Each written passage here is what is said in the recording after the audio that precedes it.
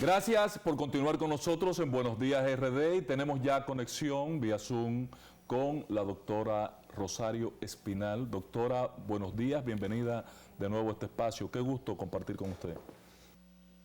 Buenos días, tal. Para Luna Valiente y para mí es un placer tenerla en esta escena. Ahora, doctora, quiero comenzar porque me ha llamado la atención de los últimos 10 artículos que usted ha escrito, por lo menos 7 tocan, importantizan el rol de la mujer en diferentes aspectos, no solamente en el tema de las embarazadas, el tema de ciudadanía, hay diferentes aspectos en que usted trata de vincular el rol de la mujer, no como una acción feminista, sino el rol de la mujer en los análisis que usted hace. ¿Qué le ha llevado a esa orientación, doctora? No, yo siempre he abordado el tema de la mujer. Ojalá yo que hubiesen sido 7 de los 10, no son tantos, pero ojalá que hubiesen sido 7 de los 10. ¿Por qué? Porque las mujeres constituimos la mitad, un poquitito, pero un poquitito más, pero vamos a decir la mitad de la población.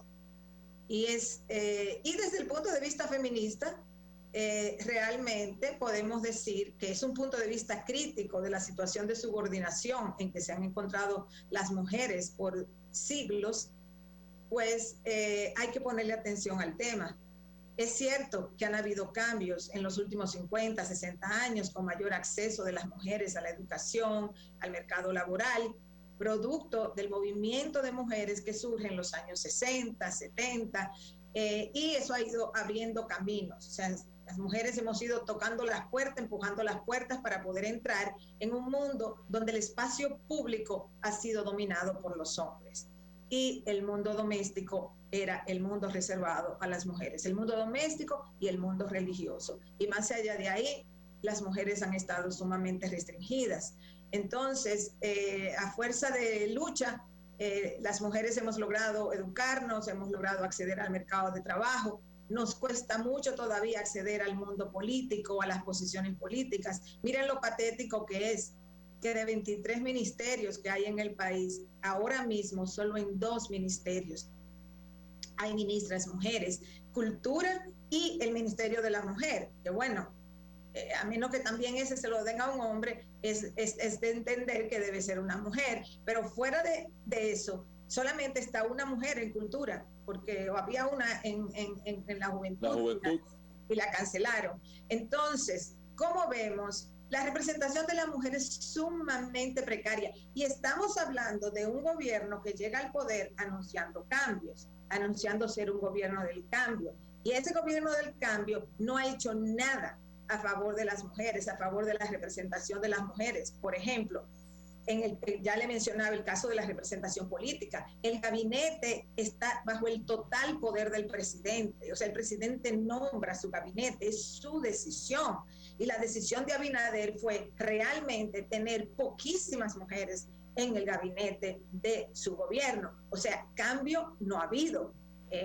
Y ahora mismo podemos decir incluso que hasta un poquito de retroceso, porque siempre han sido muy pocas las mujeres en el gabinete. Ahí está el Código Penal, a punto de ser aprobado en la Cámara de Diputados, ya aprobado en el Senado, sin las causales, es decir, con una penalización absoluta del aborto. O sea, eso es criminal contra las mujeres. O sea, no darle a las mujeres ninguna opción de decisión, ni siquiera cuando su vida está en peligro, ni cuando ha habido una violación o un incesto, ni cuando hay malformación incompatible con la vida, obligar a una mujer a seguir un embarazo cuando se sabe que no va a concluir dando a luz vida. Entonces, realmente el compromiso del presidente y del RM es patético con las mujeres. Y como dije, un supuesto gobierno del cambio que se supone integraría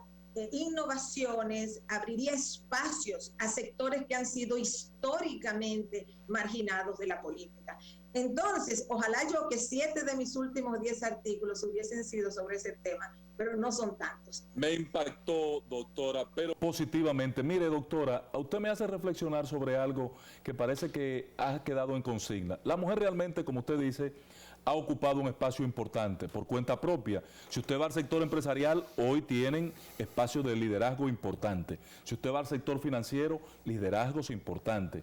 Si usted va a la microempresa y realmente el emprendedurismo lo toman principalmente las mujeres y muy pocos jóvenes. Entonces, tienen un espacio. En política, comparto con usted que se han quedado al margen o siguen las puertas cerradas. Sin embargo, en nuestros partidos, yo que fui reformista, la consigna, abrirle la puerta a las mujeres, nunca se la han abierto, se quedó en teoría. En el PRD, vanguardia la mujer, paridad total. Mentira, no hay ninguna paridad, ni tienen el espacio. Ahora el PRM acaba de aprobar un estatuto nuevo, paridad, 60-40 para la mujer, para un género no más de 60 y menos de 40. Y en el PLD, símil. Entonces, se ha quedado en teoría. No falta un empujón en el escenario político que luce machista, realmente. Definitivamente, si no hay un liderazgo masculino, porque los hombres son los que tienen el poder, si no hay un liderazgo masculino comprometido con este cambio, es decir, con una incorporación real, igualitaria de las mujeres a los espacios políticos, porque si no lo hay, es muy difícil que se logre, porque es que los hombres tienen el poder. Puedes encontrar, por ejemplo, en el sector empresarial, sí, puedes encontrar una mujer aquí o allá que viene de familia con mucho poder económico y logran dentro de su familia escalar y que sean directivas de sus empresas y así llegan a las organizaciones empresariales. Pero la inmensa mayoría de quienes conforman los consejos directivos de las organizaciones empresariales son hombres. La inmensa mayoría de los consejos directivos de los bancos, que son cruciales en el sector financiero, son hombres. En el segundo nivel del sector financiero sí hay muchas mujeres, pero en el sector arriba de los, digamos, principales ejecutivos bancarios, de los consejos directivos de los bancos, ahí hay... Pero hay muchas vicepresidentas, doctora. Hay pocas mujeres, incluso a nivel de vicepresidencia, pero claro, a nivel de vicepresidencia hay más, pero a nivel de presidencia, ahí es que lo que llaman el techo de cristal, que ya llega un punto donde las mujeres no pueden seguir escalando. La presidencia del país, el Senado, o sea, en el Senado hay 4 senadoras de 32 senadores. En la Cámara de Diputados, ya desde hace varios años, se ha quedado estancada la representación de las mujeres en alrededor de un 27%. En las alcaldías, el 90% de los alcaldes son hombres. Y se suponía que la vicealcaldía prepararía mujeres para ser alcaldes. No. Cada elección, incluida la última, vuelve a mantenerse el porcentaje de 90% de los alcaldes son hombres, 90% de los directores de distritos municipales son hombres. Entonces, cuando uno mira en todas las instancias, lo que ve es un espacio político controlado por los hombres. Antes era mucho más, o sea, antes era exclusivo de los hombres. A base de tocar y empujar, las mujeres han podido ir avanzando, pero todavía estamos muy rezagadas. ¿Y las políticas de género dónde? Doctora, ¿dónde está el Ministerio de la Mujer? Yo soy amigo particular, personal de la ministra, pero ¿dónde están las políticas de género? ¿Dónde está el Ministerio de la Mujer? Porque luce ausente totalmente en este momento. No, el Ministerio de la Mujer hace lo que puede, pero el Ministerio de la Mujer es un ministerio débil. Es un ministerio que solo puede fortalecerse si hay un presidente apoyando de manera decisiva ese ministerio, pero el Ministerio de la Mujer no le es fácil cambiar toda la estructura de poder, porque cuando se intenta se margina aún más, porque es una lucha de poder. O sea, indiscutiblemente los hombres están luchando por mantener sus espacios de poder, no cederlos, y no todo se puede multiplicar, porque no podemos tener 2 presidentes del país, una mujer y un hombre, no podemos tener 2 senadores, no podemos duplicar el número de diputados, o sea, hay un número establecido. Entonces, dentro de esos números establecidos de representación, siempre entonces los hombres están luchando por mantener su poder y mantener la puerta cerrada a los que han estado afuera. Miren, las luchas sociales son así. Todas las sociedades se estructuran en base a un grupo que se beneficia y otros grupos que están marginados, que están fuera, sea por género, sea por raza, sea por clase social, por lo que fuera. Entonces, todos esos grupos marginados eventualmente luchan por abrir la compuerta para poder entrar a participar de los bienes y de las ventajas que ofrece una sociedad. Y en esa lucha es que hemos estado las mujeres, tratando de abrir puertas. Por ejemplo, hoy en día las jóvenes podrían pensar que siempre las mujeres han ido a la universidad, porque como van sin problemas ya, sí. Pero no es así, no es así. Mi generación fue la que comenzó a romper esas barreras, a ir a la universidad. Antes de mi generación, pocas mujeres iban a estudiar a la universidad. Entonces, uno va ganando terreno, las nuevas generaciones se creen que esas conquistas siempre han estado ahí, no se afanan tanto, entonces a veces hace difícil seguir avanzando en esta lucha.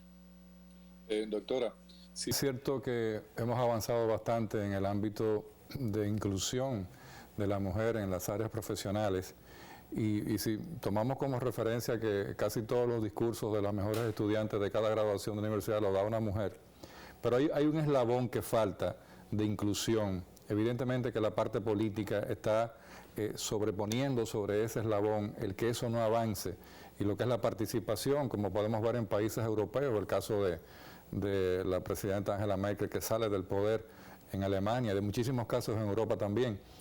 Pero está faltando algo en la parte política de inclusión.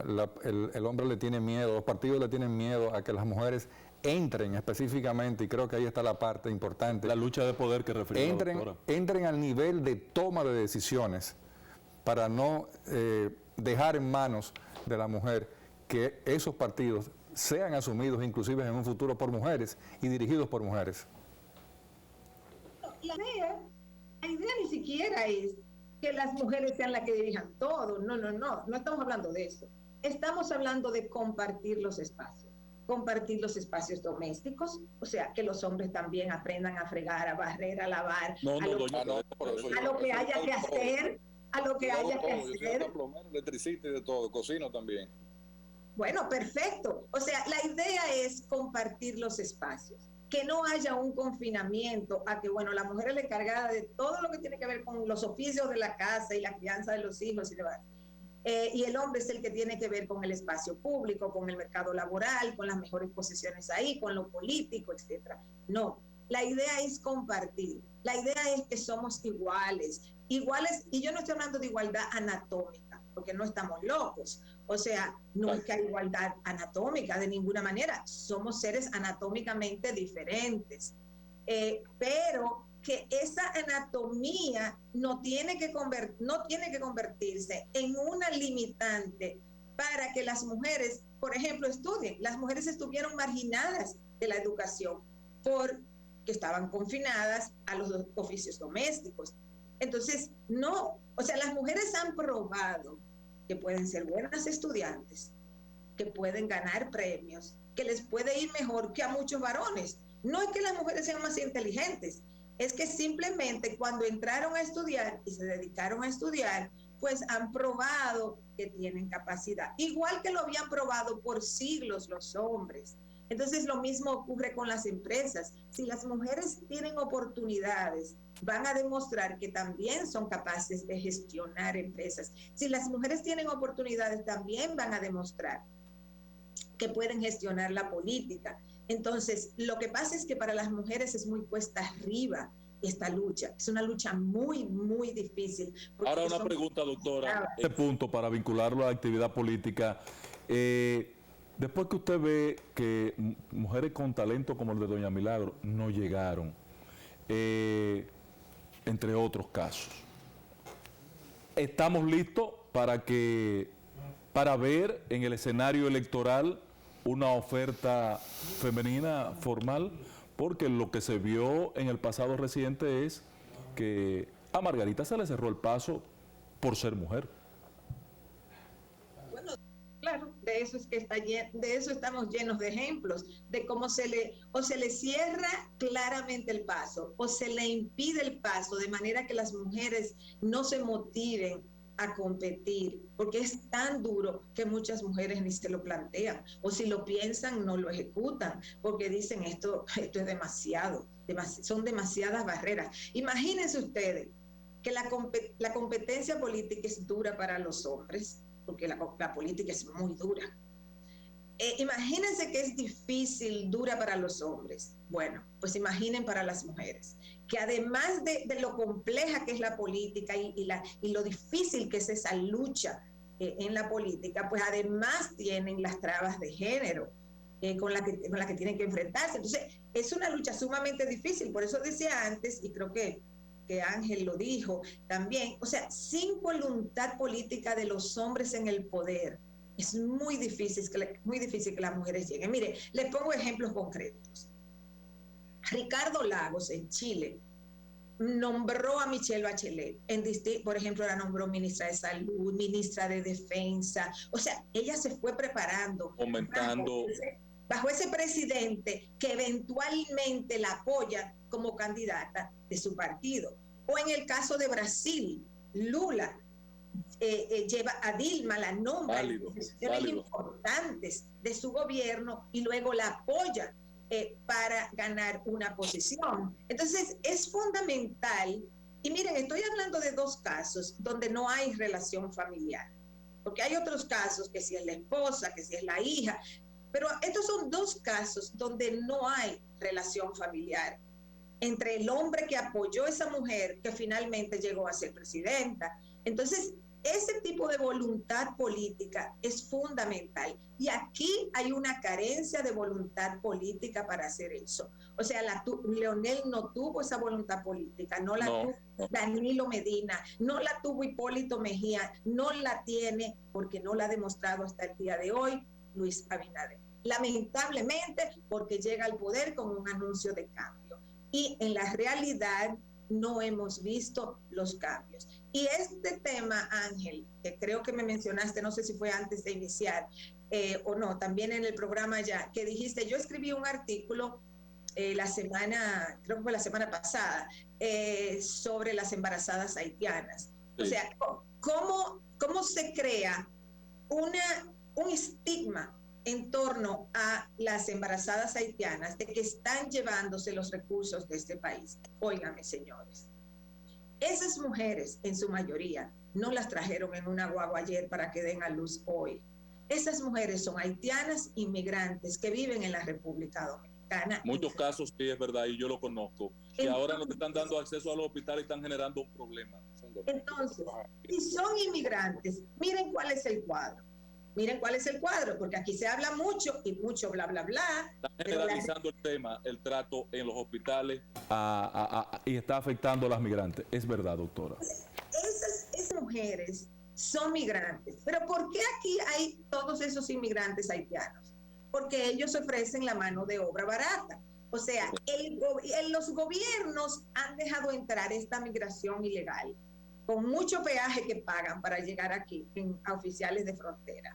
Entonces pagan sus peajes, llegan aquí y aquí en el sector construcción y en el sector agrícola los emplean. ¿Por qué los emplean?